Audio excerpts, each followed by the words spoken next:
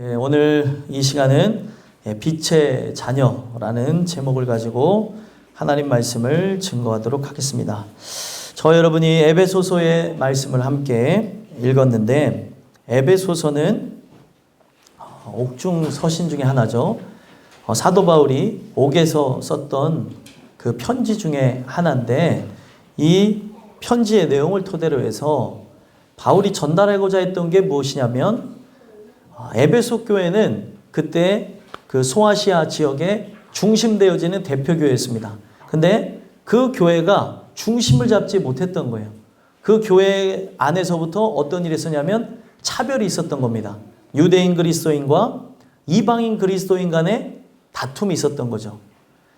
그래서 그런 다툼이 있는 그들의 모습을 보면서 바로 사도 바울이 바로 그 이방인들 또한도 구원 계획에 포함됐다는 것을 가르쳐 주면서 우리의 모든 이들이 뭐에 의해서 구원을 얻어요? 이신칭이 바로 믿음으로 의롭게 된다는 거죠.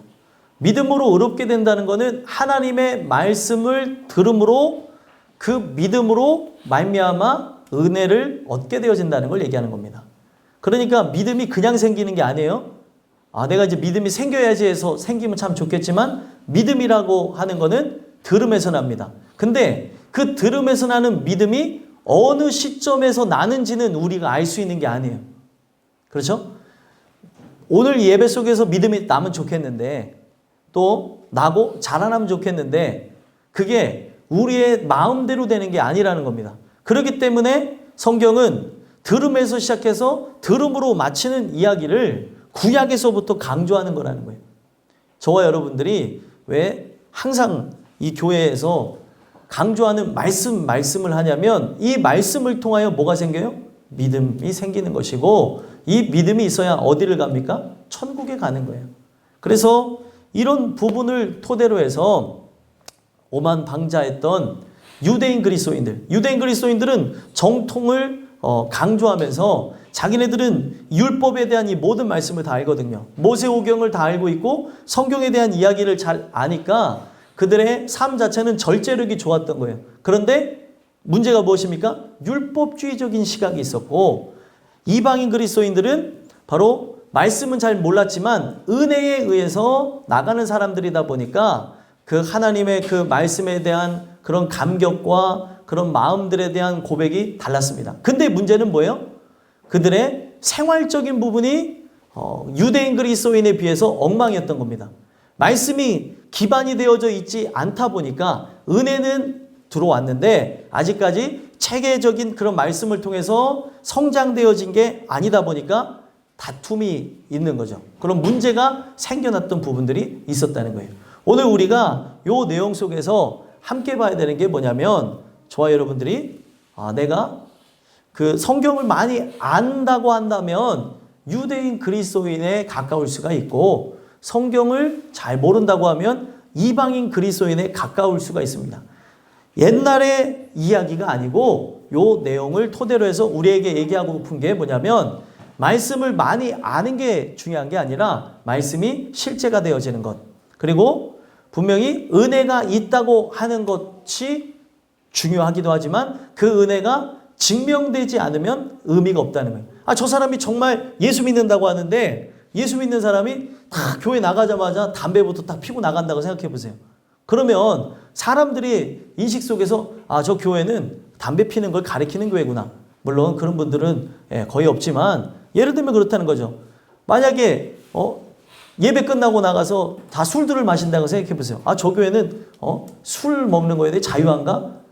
그런 부분을 통해서 우리의 모습들을 돌아다 봐야 된다는 거죠. 은혜 맨날 은혜를 강조하는데 드러나는 모습 자체가 세상 사람들과 별반 다를 것이 없다면, 막 욕하고 그리고 자기 어떤 분노에 휩싸여서 자기의 감정대로 살아간다든지, 그리고 우리의 살아가는 인생 속에 불평과 원망 속에 살아간다든지, 이건 다 세상 사람들이 갖는 모습인데 그런 모습들이 나에게 있다고 한다면 도대체 왜 그런가 한번 살펴볼 필요가 있다는 겁니다.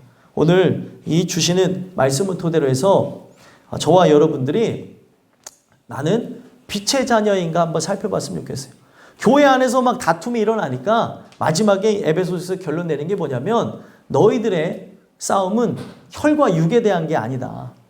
공중권세를 잡은 그 악한 영들과 싸워야 된다는 걸 가르쳐 줍니다. 오늘 여러분들과 제가 싸워야 되는 대상은 바로 이 악한 세상이며 이 악한 세상을 지배하는 그런 사단과 싸워야 되는 거예요. 교회 안에 형제 자매들을 위해서는 기도해주고 이끌어주며 나가야 되는 것이라는 거죠. 오늘 이 내용을 통해서 저와 여러분이 특히 이 5장 8절에서부터 14절까지 주시는 말씀을 통해서 나는 어떤 존재인가? 말씀을 좀 아는 존재로서 아니면 말씀을 잘 모르나 은혜를 추구하는 자로서 나는 과연 동일하게 빛의 자녀가 됐는가? 바로 그것을 서로 자신들에게 질문을 던져보고 우리 안에 빛이 있는가 살펴보는 그런 은혜의 시간이 됐으면 좋겠습니다. 빛의 자녀에 대한 말씀을 통해서 두 가지 말씀을 드리고자 하는데 첫 번째로 빛의 자녀란 행함으로 입증하는 것이라는 거예요. 뭐라고요? 행함으로 입증하는 것. 행함으로 입증이 되어지지 않으면 빛의 자녀가 아니라는 거죠. 여러분들 빛의 자녀라고 하면은 어떤 것부터 생각나요? 사람들 멋지고 그리고 잘생기고 예쁜 사람들을 보면 빛이 난다고 얘기하죠. 그런 의미에서 쓰는 게 아니라 빛이 난다고 하는 건 그 사람의 말과 행적을 통해서 야, 저 사람은 참 사람이 좋네. 저 사람은 어디 가도 빛나는 사람이야. 그런 얘기를 한다는 거죠. 성경에 있는 내용을 토대로 해서 보면요. 그런데 우리가 어떤 하나님의 그 은혜를 받은 것으로 인해서 반사체로서 빛을 발광하기 이전에 먼저 나타나야 되는 게 뭐냐면 빛의 자녀라고 하는 거는 빛에 의해서 드러난 죄인이라고 하는 그것이 먼저 되어져야 된다는 거예요. 그래서 이 빛이라고 하는 이 단어를 보게 되면 빛으로 인하여 드러나다라고 하는 뜻을 갖고 있어요.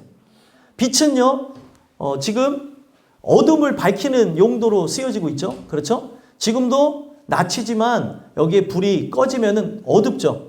여기는 내부에 들어와 있으니까 어둡습니다. 외부로 나가면 저 바깥에 비춰오는 태양빛으로 인해서 밝겠지만 지금 이 내부 안 자체는 이 전등을 비춰주지 않으면 어두울 수 있어요.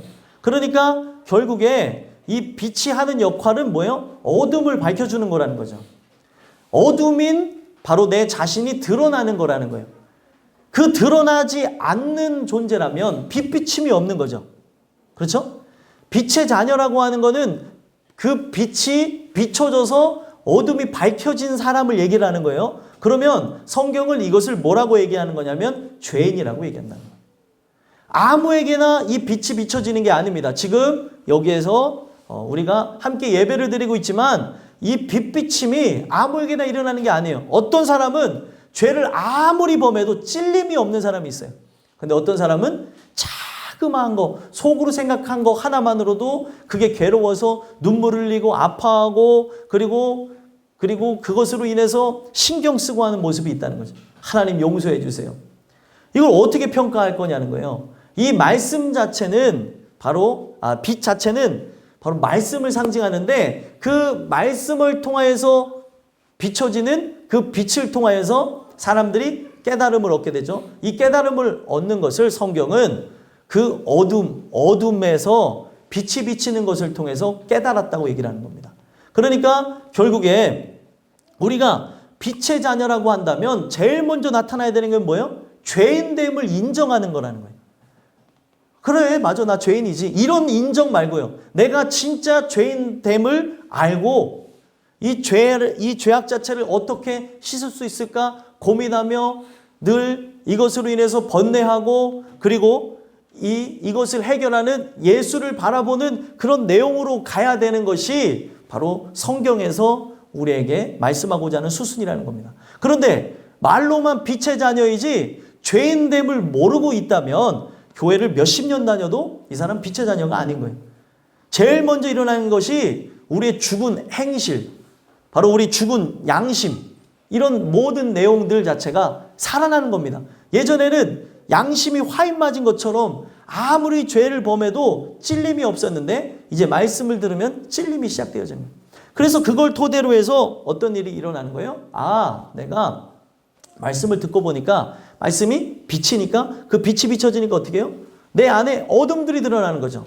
아, 내가 바로 죄인이구나. 내가 새로 태어나지 않으면 내 마음은 뭐예요? 어두운 거, 검은 거밖에 없구나. 내 본성이 부패해서 썩어서 나는 멸망으로 갈 수밖에 없구나라는 결론이 날 수밖에 없다는 겁니다.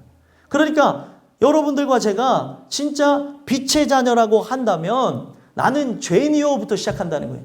근데 그 죄인 되어진 자가 성경에 보니까 어떻게 분류가 되어지냐면 이거는 하나님의 은혜에 의해서 이미 나눠진 존재라고 하는 걸 볼 수가 있고요. 아무나 말씀을 듣고 죄인이 되는 게 아닙니다. 이미 예정한 자가 그 말씀을 들을 때 깨달음을 얻으면서 죄인이 되어지는 거예요. 여러분들 세상에 있는 사람들이 다 죄인이나 죄인이 되어지는 은혜를 받지 못했다는 겁니다. 이게 뭐냐면 모든 사람들은 다 죄인이라고 하는 거를 머리로는 인식하지만 자기가 죄인이요 하면서 살아가는 거는 하나님의 말씀을 통해서만 일어나는 독특한 현상이라는 거예요. 여기에서 이 꼬맹이들이 있는데 니네 죄가 뭔지 알지? 너네 죄인이야? 아니래잖아요. 그거 봐요. 제가 바로 증명했잖아요. 죄인이 아니래잖아요. 왜 죄인이 아니에요? 죄인이죠. 네? 죄를 얼마나 많이 짓는데. 그렇죠? 아까 전에 찬양할 때 어떻게 했어? 찬양해야 되는데 손으로 찬양했잖아. 혼자. 안 그랬어? 이봐. 이게 또 이따 이 비디오로 돌려보면 저기서 이제 나올 건데, 아까 전에 우리를 사용하소서 할 때 자기 혼자 서 계속 글씨를 쓰고 있더라고요. 글씨를 안다는 거죠, 이제. 그죠? 아까 했지? 몰라요. 이거 봐요. 이게 정치인들만 몰라요 하는 게 아니라 애들도 딱 하면은 몰라요. 기억이 안 나요. 다 그러는 거죠. 예, 농담이에요. 심각해졌어. 왜 나한테 그러지? 이러면서 저 째려봤어요. 너니까 얘기하는 거야. 자, 우리가 이런 내용을 왜 제가 하냐면 진짜로 사람은 죄인이라고 하는 걸 머리로 다 압니다. 어른들은 더 잘 알겠죠. 예? 이 교회에서 자라난 애들이라면 죄인이라는 거를 머리로는 다 알 수가 있습니다. 그런데 죄가 뭔지는 아는데 죄인이 되어지는 은혜를 받지 못했다 보니까 죄인인 이거를 인정을 못하는 거예요. 말로는 인정하는데 이 죄인이 되어진 자로서 하나님의 은혜를 간구함이 없다는 겁니다. 은혜를 통하여서 바로 빛의 자녀로 분류되어진 자, 하나님의 예정을 통하여서 그 빛의 자녀로 죄인이 되어진 자는 어떻게 되어질까요? 하나님의 말씀에 모든 것을 건다는 거예요. 그래가지고 나타나는 게 뭐냐면 8절에 보니까 너희가 전에는 어둠이더니 이제는 주 안에서 빛이나 빛의 자녀들처럼 행하라. 빛의 자녀들처럼 행하는 게 무엇인가 하고 봤더니 빛의 열매를 맺는 존재라는 거예요. 9절 한번 읽어볼까요? 읽어보겠습니다. 시작. 빛의 열매는 모든 착함과 의로움과 진실함에 있느니라. 아멘. 그러니까 결국에 이 빛의 열매라고 하는 게 무엇이냐면 죄인이 맺는 열매예요. 죄인이 맺는 열매. 근데 이 죄인이 왜 빛이라고 얘기를 하냐면 어떤 누구도 죄인 되어졌다는 것을 자기가 인정하고 이 죄악을 해결하려고 하며 살아가는 존재가 없는 이 세상에 그런 독특한 사람들이 하나님의 말씀을 통해서 다시 태어남으로 나타나는 거예요. 옛날에는 그런 거에 대해서 아파하지도 않았는데 뭐 예를 들면은 아까 전에 이렇게 하다 잘못 쓰레기통에 집어넣으려고 휴지를 딱 던졌는데 휴지가 빗나간 것 때문에 막 우는 사람이 있더라니까요. 갑자기 생각나는데 아까 내가 그 휴지를 그렇게 버렸어요. 그걸 옆에서 보면 이상하게 보일 거예요. 뭐? 휴지를 거기다가 제대로 안 버린 것 때문에 눈물이 나? 여러분들 어떤 특정한 사람들은 그런 모습들도 나타난다는 거죠. 극단적인 예였지만 제가 예전에 그런 분들을 봤기 때문에 그렇습니다. 휴지를 버리면서 내가 그렇게 했다는 거예요. 더럽혔다는 거예요. 그러면서 막 울더라니까요.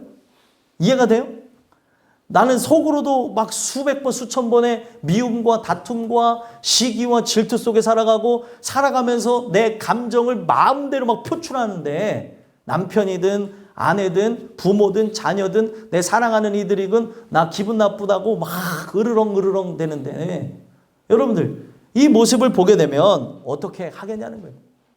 아직도 죄인됨을 우리가 모르기 때문에, 알았으나 잊어버리기 때문에 그런 거죠. 그래서 결국에 이 죄인 되어진 자가 맺는 그 빛의 열매라고 하는 거는 9절에 뭐라고 얘기하고 있어요? 모든 착함과 의로움과 진실함에 있다는 겁니다. 이게 어떻게 해서 가능하냐면 내가 죄인이 살 수 있는 길, 죄인이 변화할 수 있는 길은 뭐예요? 말씀밖에 없는 겁니다. 그래서 그 말씀에 의해서 자꾸 계속 생각하게 되어지고 그 말씀에 의해서 말하게 되어지고 말씀에 의해서 내 마음을 돌아보는 걸 통해서 세 가지 열매가 맺혀지게 되는 거예요.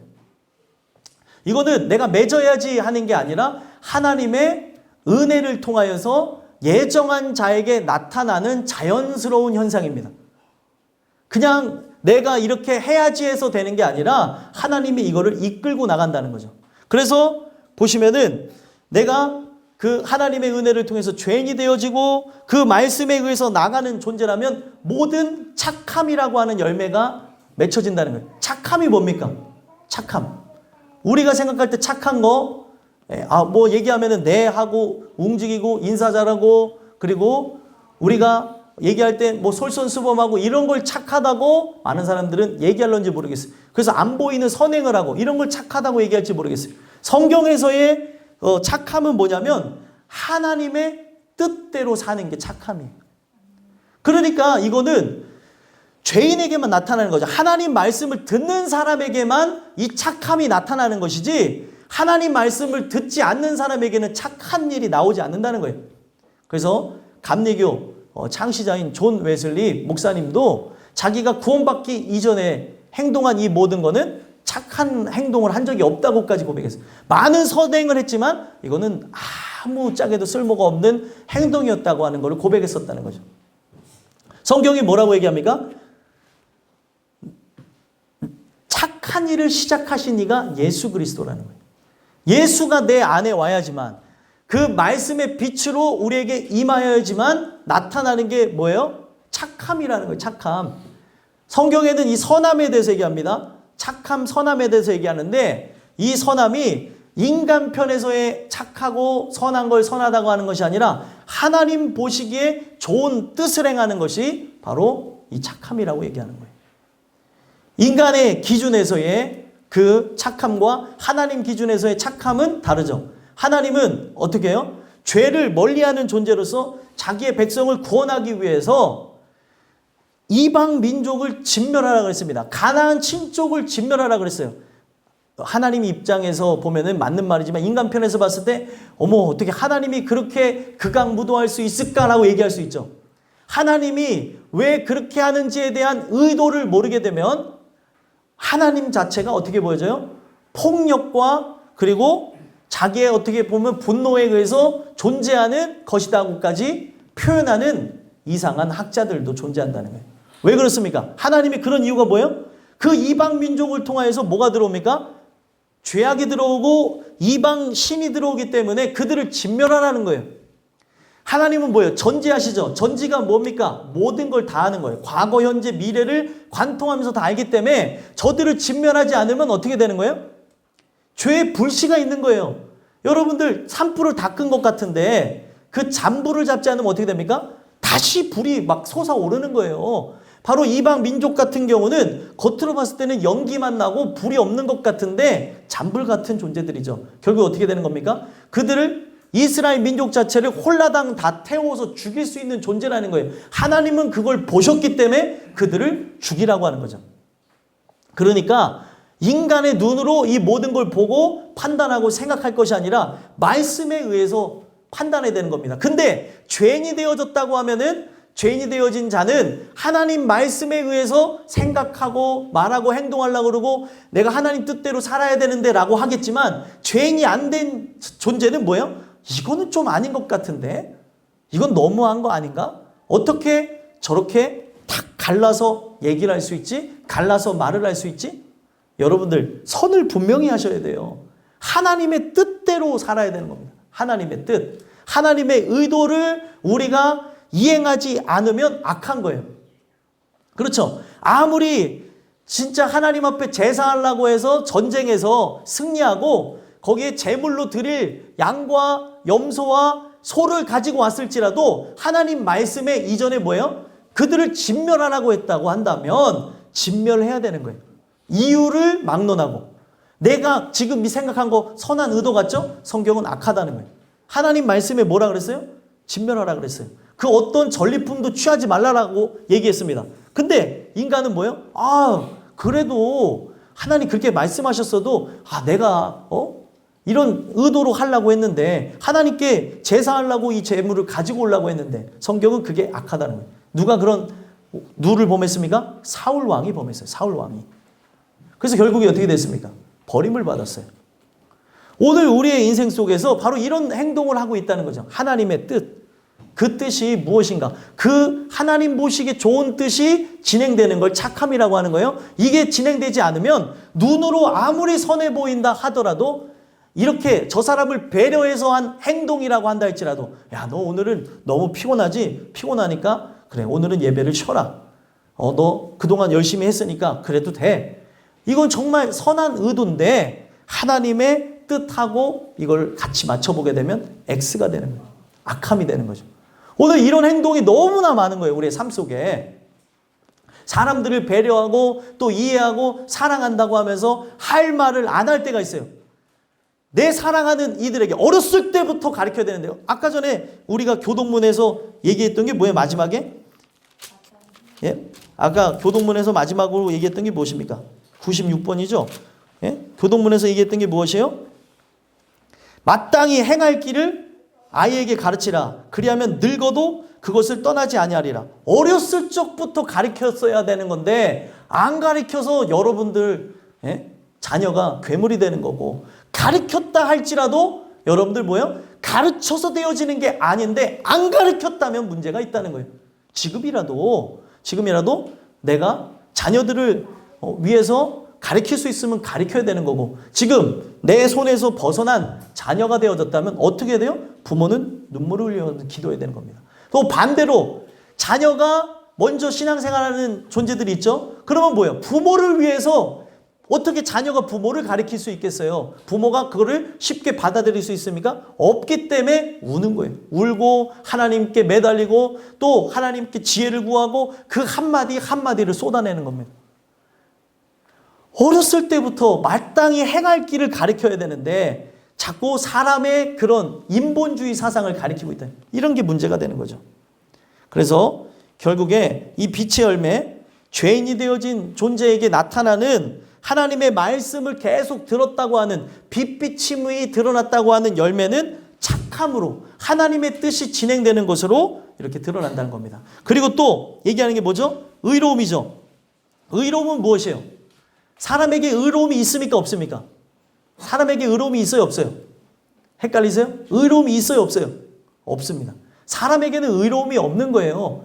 의로움은 바로 하나님의 아들 예수만 의로운 겁니다. 그래서 내 의로는 바로 저 천국에 들어갈 수가 없고 그리스도의 의, 하나님의 의를 받아야 된다고 얘기하는 거예요. 그런데 여기서의 의로움은 뭐예요? 의로움이라고 하는 것은 나를 통하여서 의로움을 드러내라는 것이 아니라 십자가에 달리신 예수를 통하여서 드러내는 의로움을 드러내라는 거죠. 내가 죄인입니다. 내가 증거할 것은 바로 십자가에 달리신 예수님만 의롭습니다라고 얘기하는 거예요. 이게 의예요. 근데 오늘날 많은 사람들이 이것을 강조하기보다는 나를 강조한다는 거죠. 자랑할 것은 사도들이 얘기한 게 뭐예요? 십자가와 그리스도 외에는 자랑할 것이 없다는 거예요. 의로움이 뭐냐는 거죠. 우리는 자그마한 것부터 의로움을 다 찾아요. 내가 이거를 잘한다. 저도 자랑이 많은 사람이라 이것도 자랑하고 저것도 자랑하고 맨날 의도 맞는데도 또 자랑하고, 이게 자기의 의를 내세우는 육체가 있기 때문에 그렇습니다. 그래서 말씀을 들어야 내가 또 내 의를 내세웠구나. 내가 저 영원한 그 천국으로 인도하지 못하는 나의 의를 또 구했구나. 하나님, 내 삶 속에 바로 예수 그리스도의 의로움만 나타나게 하옵소서. 십자가에서 증거하신 의로움만 나타나게 하옵소서. 그러니까 우리의 삶 속에 이 의로움이 나타나는 것은 뭐예요? 죄인이라고 하는 모습으로 나타나는 거예요. 죄인. 나 때문에 누가 죽었어요? 예수가 죽었다는 걸 증거하는 거예요. 오늘도 내가 살아가는 거는 그 예수의 십자가 때문에 살아갑니다. 그거를 드러내야 의로움이라고 얘기하는 건데 오늘날 간증하는데도 보게 되어지면 사람이 결국에 하는 잘된 일만을 간증한다는 거예요. 간증은 뭐예요? 내가 죄인 되어졌고 그 은혜로 구원받았다고 하는 그거를 이야기하는 겁니다.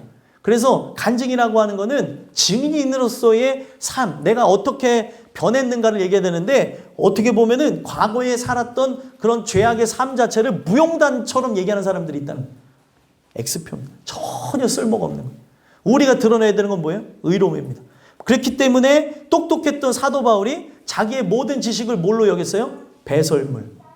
배설물로 여기면서 오직 드러내고자 했던 게 뭐예요? 십자가입니다. 십자가. 여러분들과 제가 드러나야 될 것은 바로 십자가라는 걸 기억했으면 좋겠고요. 죄인만 이걸 드러내지 않겠어요? 착함도 마찬가지고 의로움도 마찬가지고. 마지막은 뭐예요? 진실함.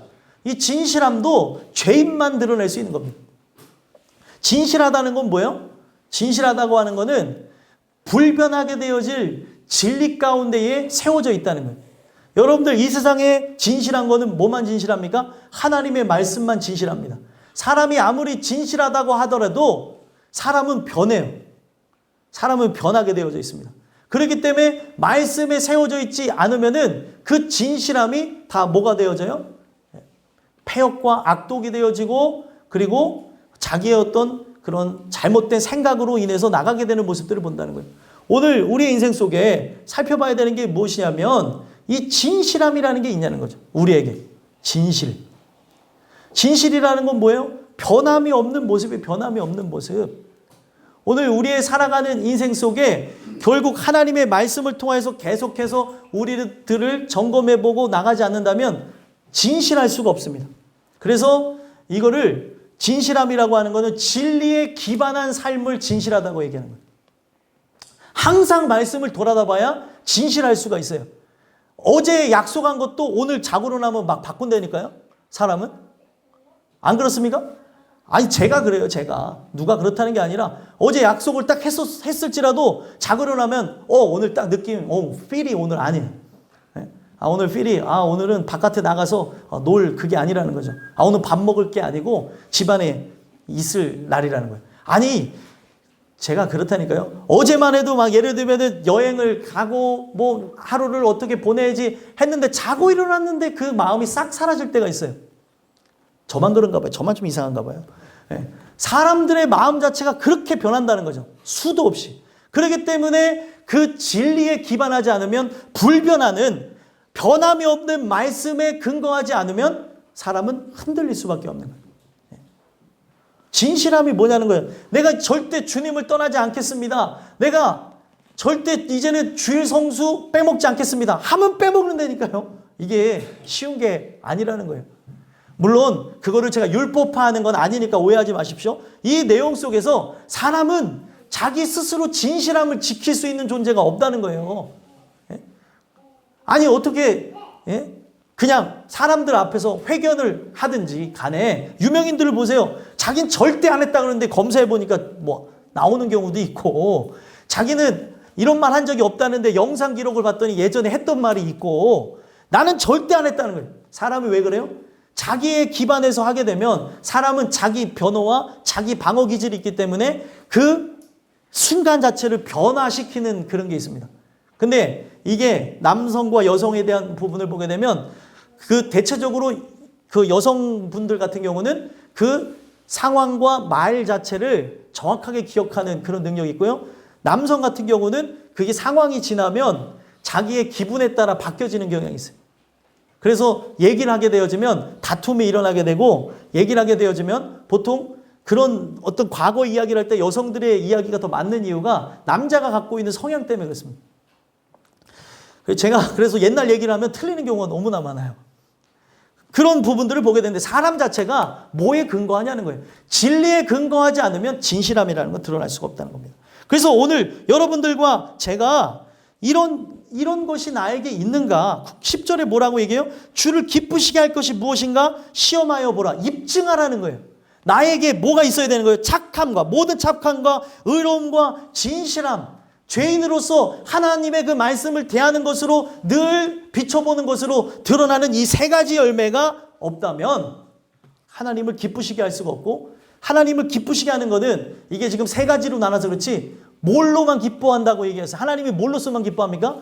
믿음. 믿음이 없이는 하나님을 기쁘시게 하지 못하나니, 믿음 있는 자에게 나타나는 게 뭐예요? 모든 착함과 의로움과 진실함이라는 거예요. 여러분들, 우리는 성실하지 않죠. 성실하지 않기 때문에 말씀에 서 있어야 되는 거예요. 그분이 주시는 은혜와 사랑을 공급받아야 이 세상에서는 내가 불성실할 수 있어요. 하나님 앞에 성실할 수 있게 되어진다는 거죠. 어제 청년들에게 바로 그런 내용을, 여호수아의 성실성에 대해서 얘기했는데, 문제가 뭐예요? 청년이든 어린아이들이건 장년이건 아니면 오늘날 모든 사회에 있는 이론들이 갖고 있는 게 무엇입니까? 성실성이 부족한 사회에 살아가고 있어요. 그렇지 않습니까? 성실성이 점점 결여되어지고 이기적인 성향이 강해지는 그런 모습이 있다는 거예요. 근데 여호수아라고 하는 인물은 모세의 시종으로 살았는데, 그 누가 알아주던 알아주지 않던 항상 모세의 그림자같이 성실함으로 나갔어요. 왜 그러냐면 하나님 때문에.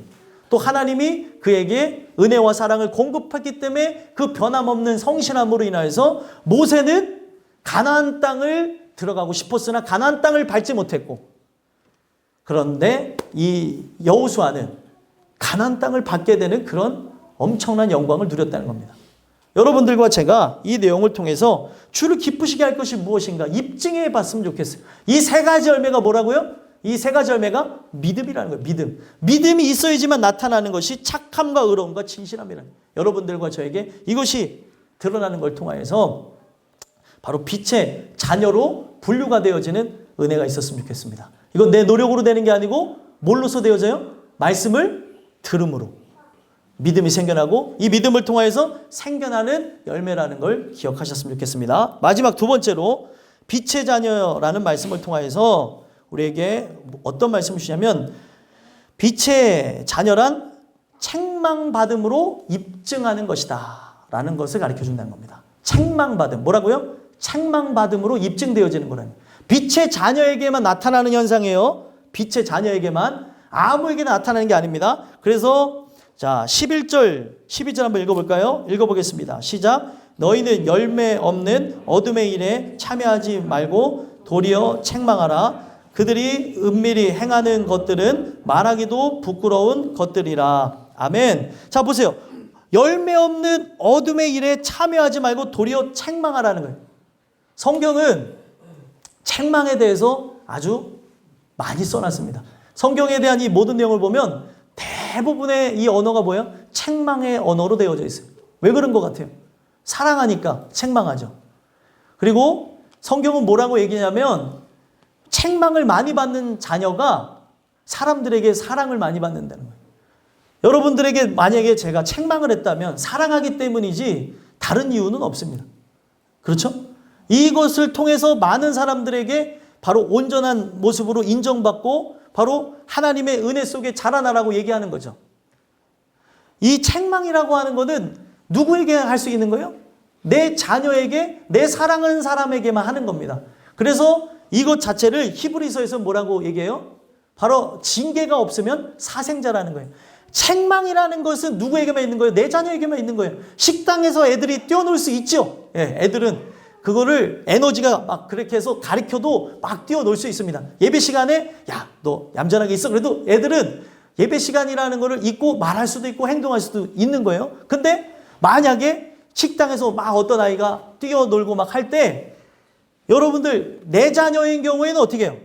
내 자녀인 경우에는 내 자녀를 절제하죠. 그렇죠? 책망해서 절제를 하는데, 내 자녀가 아닌 경우에는 어떻게 해요? 예? 그대로 뭐 그냥 두죠. 요즘에 말 잘못하면 어떻게 되어져요? 싸움 나요. 저기 애가 이렇게 뛰는데 좀 그랬다가 눈부터 불 켜면서 뭐라고요? 이렇게 된다니까요. 그러니까 내 자녀가 아니면 말을 할 수가 없는 거예요. 여러분들, 이 책망이라고 하는 거는 하나님의 자녀에게만 하는 뭐예요? 특권이에요. 특권. 그래서 이 책망은 아무에게나 이루어진 게 아니라 누구에게만? 자녀에게만 일어나는 거죠. 그래서 그 빛의 자녀라고 한다면 책망을 여러분들은 어떻게 하라는 거예요? 받으라는 거예요. 받으라는 거예요. 책망을 밀어내지 말고, 책망을 기분 나빠하지 말고, 하나님 말씀 듣고 그것에 의해서 분노하고, 그리고 그것으로 인해서 좌절하고 답답할 수도 있어요. 그러나 밀어내지 말라는 거죠. 그걸 받으라는 거예요. 이게 처음에는 뭐예요? 처음에는 이 말씀 자체가 진짜 내 입에서는 다르나 내 속에서는 쓸 수가 있는 겁니다. 내 속에서는. 그래서 왜 그러냐면 이거를 1차원적으로 받아들일 때는 이 말씀 자체가 달콤하게 들려질 수 있어요. 근데 이게 영혼에 새겨지고 영혼에 들려지게 되면 뭐예요? 굉장히 아프고 괴롭고 그리고 이것으로 인해서 고통이 찾아올 때가 있다는 거죠. 왜 그러냐면 내 근원을 건드렸기 때문에 그런 거예요. 오늘 이 내용 속에서 살펴봐야 되는 것은 하나님이 왜 우리를 책망하냐는 거예요. 내 자녀이기 때문에 책망을 하면서 그 어둠의 일에 참여하지 않도록 사람은 뭐예요? 자꾸 있는 거예요. 그래서 말씀을 통해서 어떻게 하는 거예요? 빛을 비춰서 깨어나게 하는 데에 목적을 두고 얘기하는 겁니다. 그래서 무엇을 못하게 하는 거예요? 12절에 나와져 있는 대로 은밀히 행하는 것들을, 말하기도 부끄러운 것들인데 은밀히 행하는 것들을 못하게 하고 하나님의 자녀로 살아갈 수 있도록 하는 그 목적을 위해서 말씀을 증거한다는 겁니다. 그래서 이 하나님의 자녀로서 하지 말아야 될 생활 자체를 보시면 3절에서부터 7절까지 내용이니까 집에 가서 한번 읽어보시길 바라고요. 우리는 하나님의 자녀, 빛의 자녀라고 한다면 뭐예요? 모든 이들에게 사랑받는 자녀가 되게 하여야 되기 때문에 계속해서 뭐예요? 책망하는 거예요. 은혜로. 말씀으로 1차원적으로 책망을 하고 그 말씀을 통해서도 계속 거부하면 어떤 게 일어나요? 징계가 일어나는 거죠. 하나님이 택한 자에게는 반드시 말씀에 대한 책망 1차적으로, 2차적으로 거부하게 되면 뭐예요? 바로 징계라고 하는 걸 통해서 하나님은 자신의 뜻을 반드시 이루신다는 겁니다. 그래서 이 책망받는 걸 뭐라고 표현하고 있냐면 이 사도 바울은 13절에서 뭐라고 표현하고 있습니까? 한번 읽어보겠습니다. 시작. 그러나 책망을 받는 모든 것은 빛으로 말미암아 드러나나니 드러나는 것마다 빛이니라. 아멘. 책망은 뭐예요? 결국에 내가 모르고 있는 어둠을 비춰주는 게 책망이에요. 말씀을 통해서 책망이 이루어지죠. 그래서 그 말씀의 빛을 통하여서 뭐를 드러내는 데에 목적을 두고 있는 거예요? 어둠. 내가 지금 살아가면서 잊고 살아가는 그 어둠을 드러내는 데에 목적을 두고 그것을 드러내는 것으로 어떻게 하는 거예요? 드러나는 것은 빛이고 드러나지 않는 건 어둠이라는 거예요. 그러니까 드러난 잘못은 고칠 수 있나요? 예? 드러난 잘못은 고칠 수가 있습니다. 이것에 대해서 계속해서 말하고 행동하다 보면 예를 들면 부모가 자녀를 양육할 때 그 애들이 양육의 방향대로 잘 크면 좋겠지만 부모가 갖고 있는 습성에 따라서 애들이 양육이 잘 안 될 때가 있습니다. 그렇죠? 그 양육이 잘 안 될 때 그거를 어떻게 합니까? 교육을 받는 경우가 있어요. 교육을 받게 되면 제일 집안에서 여러분들 누가 제일 문제인 것 같아요? 애들이 문제인 것 같아요? 아니면 부모가 문제인 것 같아요? 부모님들이 거의 대부분 문제입니다. 자녀의 문제는 다 부모에서 오는 거예요. 그래서 부모가 그거를 인지하게 되어지면 어떻게 됩니까? 부모가 변하면 자녀가 고쳐집니다. 근데 부모가 변하지 않으면 자녀는 고쳐질 수가 없는 거예요. 그래서 결국에 뭐냐면 드러나야지 이거를 바꿀 수가 있는 것이지 이거를 고칠 수가 있는 것이지 드러나지 않고서는 이게 뭐가 문제인지를 모른다는 거예요. 그래서 여러분들 안 하던 행동을 하셔야 돼요. 좀 많이 하셨을런지 모르겠지만 안 하던 행동이 뭐예요? 대화를 많이 하셔야 돼요. 대화를 많이 하다 보면 사람이 갖고 있는 문제, 잘못된 성향, 그리고 갖고 있는 그런 여러 가지 잘못된 언어들, 상처들을 발견할 수 있습니다. 그러면서 그것들을 대화하면서 자기를 발견하게 하고 또 서로를 발견하게 하면서 뭘로 치료하는 거예요? 말씀을 붙잡고 기도함으로 치료하는 거예요. 이것을 해나가야 되는데 안 하고 평생을 지내다 보면 여러분들이 한 3, 40년 살았을지라도 지금 대화하려고 하면 싸움 납니다. 그래도 대화하셔야 돼요. 제가 육신의 얘기를 하는 것 같지만 이 내용 속에서도 제가 기초적인 거를 말씀을 드리는 거는 오늘 하나님 말씀이 나를 드러내고 있다는 거죠. 그래서 성경은 뭐라고 얘기하고 있냐면 우리가 서로 변론하자 얘기하고 있습니다. 왜 변론하자고 얘기해요? 하나님의 말씀의 빛이 비춰질 때 인간은 아니라고 얘기하는 거예요. 내가 언제 그랬습니까? 저는 죄인이 아닙니다. 이거는 이래서 그렇습니다. 저래서 그렇습니다. 핑계를 대죠. 그래서 변론하자고 하는 거예요. 그래서 하나님의 그 말씀의 절대적인 주권하에 그 빛비침으로 어떻게 되어집니까? 내가 완전히 죄인이라는 것을 가르쳐 주실 때 어떤 일이 일어나요? 너희 죄가 주홍 같을지라도 바로 흰 눈과 같이 희어지고 하나님이 주시는 은혜를 통해서 바로 양털같이 변화되어지는 은혜가 일어난다는 거예요. 그래서 성경은 책망을 하는 거예요. 책망을 통해서 드러나게 하는 거죠. 애들이 잘못된 행동을 하면 사랑한다고 해서 방관할 게 아니라 말을 하고 수정을 해줘야 되는 겁니다. 내 부모가 만약에 잘못된 길로 나가요. 은혜 안에 사셔야 되는 부모인데 그러면 그냥 가만히 있는 게 아니라 말을 해줘야 돼요. 그냥 여러분들 감정으로 얘기하지 마시고 어떻게 얘기해요? 하나님이 바로 권면하신가 같이 권면하라고 얘기하죠. 바로 나에게 어떤 권면을 합니까? 근데 여러분들 이건 여기 있는 단호함과 내가 분명히 감정이라는 게 있겠죠. 내 가족이니까 감정은 있겠지만 하나님이 주시는 말씀의 단호함을 통하여서 얘기해야 되는 거예요. 교육은 언제 하는 거냐면 교육은 항상 얘기하지만 예배 전에 하는 거예요. 지금 애들이 할 때는 그렇게 안 하셔도 돼요. 예배 전에 하는 거고 또 예배 후에 내 삶 속에서 가르칠 때, 밥 먹을 때, 대화할 때 계속해서 교육하는 겁니다. 이걸 계속해서 하는 아이들과 안 하는 아이들의 차이는 자라나면 자라날수록 다릅니다. 어떻게 해서 길렀느냐에 따라 다르더라고요. 제가 아는 목사님이 그 애들을 어렸을 적부터 기도하는 거를 계속 억지로라도 시키셨대요. 그랬더니 애가 어렸을 때부터 그걸 시켰더니 학교 갔다 오면은 목사님이니까 교회 안에 집이 있어요. 그러니까 학교 갔다 오면은 제일 먼저 하는 게 부모님한테 인사하는 것보다 하나님 앞에 성전에 가서 기도를 하더라고요. 하나님 오늘 이렇게 잘 보내게 되어졌습니다. 그래서 하나님 감사합니다. 6살짜리가 기도하고 7살짜리가 기도하고 그렇게 해서 애들이 자라나더라고요. 그렇게 자라나도 애들은 엇나갈 수가 있는데 오늘 우리의 인생 속에서 이런 부분들을 계속해서 말을 해주는 것과 말을 안 해주는 건 다르다는 거예요. 그래서 제가 이게 때로는 듣기 싫을 때도 있지만 하나님의 말씀을 통해서 마치 빛으로 밝히는 것처럼 빛으로 어둠을 밝히는 것처럼 손에 집히는 것처럼 이야기를 여러분들에게 만약에 해드린다면 감사함으로 받으셔야 된다는 거예요. 이게 내 얘기인가? 기분 되게 나쁘네? 라고 받아들일 게 아니라 감사함으로 받아야 된다는 거예요. 왜 그렇습니까? 이거는 바로 드러난 것으로 빛이 되어질 수가 있는 거예요. 드러난 것으로 바뀌어질 수 있게 되는 거예요. 뭐야 기분 되게 나쁘네 하는 사람은 거기서 끝나는 것이고 이게 내 얘기구나. 하나님 내가 이런 모습이 있었는데 그동안 또 모르고 살았네요. 절 좀 도와주세요. 붙잡아 주세요. 하면서 기도하라고 이 말씀이 존재하는 거죠. 인간이 어떻게 완벽할 수 있겠습니까? 은혜를 받았을지언정 육체를 입고 있기 때문에 죽을 때까지 인간은 하나님의 말씀을 통해서 빛비침을 얻어야 그 어둠을 밝히는 그 책망에 대한 말씀을 받아야 살 수가 있습니다.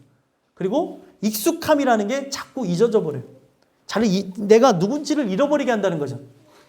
오늘 여러분들과 제가 주시는 이 말씀을 통해서 책망을 받는 건 뭘로 드러난다고요? 빛으로 드러난다는 거예요. 그러면 책망을 많이 받는 건 어떤 일이 일어나는 겁니까? 빛을 더 많이 받는 거라는 걸 생각하셨으면 좋겠습니다. 그래서 빛의 자녀는 뭐예요? 책망받음으로 입증되는 거예요. 책망받는 거를 어떻게 해요? 즐거워하고 책망받는 거를 감사하고 책망받는 것을 그리고 실제로 내 마음에 적용하며 고치려고 하는 하나님의 은혜를 구하는 역사가 일어난다는 거예요. 내가 내 스스로를 고칠 수 있나요? 못 고칩니다. 이거 살아온 습관을 어떻게 고쳐요? 못 고칩니다. 일어나는 그 습관도 우리는 쉽게 고칠 수 없는 존재예요.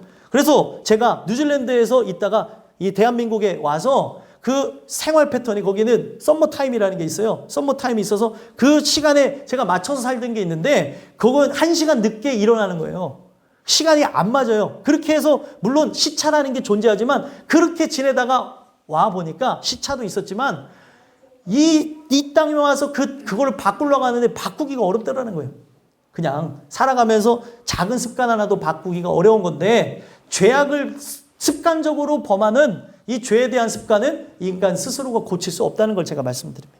오늘 이 내용을 통해서 우리가 마지막으로 봐야 되는 게 뭐예요? 14절 14절 한번 읽어볼까요? 읽어보겠습니다. 시작. 그러므로 이르시기를 잠자는 자여 깨어서 죽은 자들 가운데서 일어나라. 그리스도께서 너에게 비추이시리라 하셨느니라. 아멘.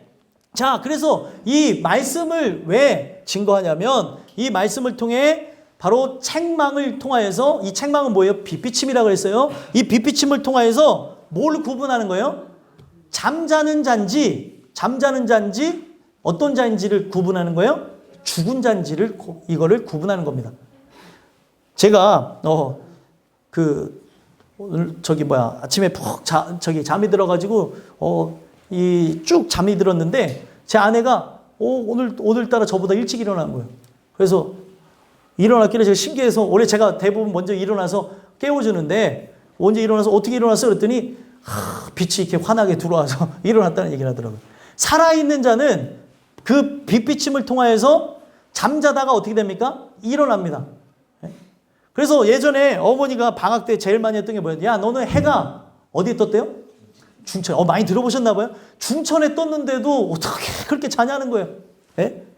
그래서 나중에는 어떻게 커튼까지 치고 자죠. 아, 그래, 몰라요. 그러면서 커튼까지 치고 자는데, 아니, 해가 중천에 떴는데 사람이 잘 수도 있어요. 제가 이런 얘기를 왜 드리냐면, 죽은 사람은 결국에 늦게 일어나는 거는 뭐예요? 살아있는 거죠? 죽은 자는 일어날 수가 없어요. 그래서 잠자는 자요, 깨어서 죽은 자들 가운데서 일어나라는 거예요. 이 말씀의 빛으로, 말씀을 통해서 주는 이 책망의 빛으로 너희들이 지금 잠자는 것과 죽은 자는 비슷하죠? 잠잘 때에 거의 행동을 안 하잖아요. 그렇죠? 뭐 잠꼬대하고 이런 거 말고요. 거의 행동을 안 하잖아요. 죽은 사람도 거의 행동을 안 하잖아요. 그런데 결국에 살아있다고 한다면 이 빛비침을 통해서 결국에 일어나라는 거죠. 그 삶 속에 그대로 머물러 있는 것이 아니라 빛비침이 일어난다면 깨어서 그 하나님 앞에 기도하고 하나님의 은혜로 나가라고 얘기하는 겁니다. 그래서 이 빛의 자녀라고 한다면 이 책망받음을 뭐라고 얘기하는 거예요? 기분 나쁘게 생각하지 말고 바로 내가 자꾸 잊고 살아가고 잠들었던 것 같고 마치 죽은 것과 같았기 때문에 빛비침을 통해서 깨운다는 걸 얘기하는 거예요. 그래서 일어나라는 거죠. 너가 살아있다면, 너가 진짜 빛의 자녀라고 한다면, 하나님의 자녀라고 한다면 일어나라고 얘기하는 거예요. 성경은 일어나라는 내용이 많을까요, 적을까요? 많습니다. 왜 많아요? 자꾸 사람들이 잠들어 버리고 자꾸 안주하려고 그러고 거기에 만족하고 살아가려고 합니다. 제일 무서운 게 뭔지 아세요? 길들여지는 게 제일 무섭습니다. 그러면서 나중에 한탄해요. 나 원래 이런 사람이 아니었는데. 그런 사람이 되어질 수밖에 없었던 그런 슬픈 사연과 아픔도 분명히 존재하겠지만 이 내용을 통해서 우리가 살펴봐야 되는 건 뭐냐면 진짜 우리의 삶의 그 익숙함이 얼마나 무섭냐면 내가 갖고 있었던 야성과 내가 갖고 있었던 어떤 하나님이 주신 달란트조차 잊어버리게 되어진다는 거예요. 그래서 여성들이 좋아하는 내용이 뭐예요? 우리 사랑하는 여성분들, 당신들은 엄마가 아니라 여성입니다. 이런 단어를 좋아하잖아요. 여성들이요, 일어나십시오. 아멘! 하고 일어나는 거예요. 별로 여성분들이 안 계시나 본데. 예, 예를 들면 그렇다는 거죠. 오늘날 많은 사람들한테 얘기하는 게 그거예요. 엄마로 살다 보니까 엄마인 줄 알고 여자로서의 모든 걸 잊고 살아가는데 여자의 정체성을 일깨워주면서 위로해주고 하는 그런 많은 사람들의 이야기가 있잖아요. 오늘날 많은 사람들이 가장으로 살아가면서 잊어버리고 또 여러 가지 일을 하다 보니까 내가 누군지를 잃어버리고 살아가는데 성경은 뭐라고 얘기하는 거예요? 빛의 자녀라고 얘기하는 거예요. 하나님의 자녀. 자녀로서의 정체성을 잃고 살아가지 말라고 바로 이 내용을 주시는 겁니다. 오늘 이 주시는 이 말씀을 통해서 여러분들이 은혜를 통해 그 빛의 자녀가 된 존재라고 한다면 죽은 자들 가운데서 일어나셨으면 좋겠어요. 죽은 자들에게는 이 빛비침이 의미가 없죠. 빛비쳐도 뭐예요? 깨닫지를 못하는 거고 빛비쳐도 아무런 감흥이 없다는 거예요. 살아있다면 깨어나시라는 거예요. 깨어나셔서 바로 그리스도께 너에게 비추신다고 말씀을 통해 비추신다고 하니까 이 빛비침을 통하여서 우리 자신들을 돌아다보고 우리가 바로 죄인됨을 인정하며 많은 이들에게 복음을 증거하며 나가는 은혜가 여러분들에게 있게 되기를 간절히 소망합니다. 기도하겠습니다. 하나님.